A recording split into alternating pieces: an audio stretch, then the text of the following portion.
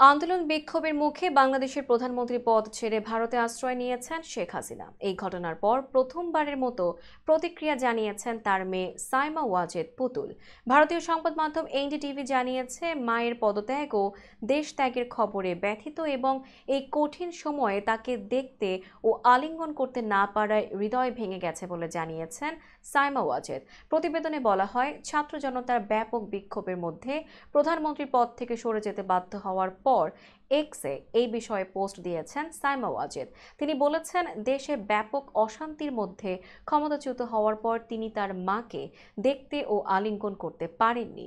পুতুল তার পোস্টে লিখেছেন, আমার দেশ বাংলাদেশ, যাকে আমি ভালোবাসি, সেখানে প্রাণহানির ঘটনায় হৃদয় ভেঙে গেছে। আমি বিশ্ব স্বাস্থ্য সংস্থার আরডি হিসেবে দায়িত্ব পালনের বিষয়ে প্রতিশ্রুতিবদ্ধ। প্রসঙ্গত, বিশ্ব স্বাস্থ্য সংস্থার দক্ষিণ পূর্ব এশিয়ার আঞ্চলিক পরিচালক হিসেবে দায়িত্ব পালন করছেন সাইমা ওয়াজেদ।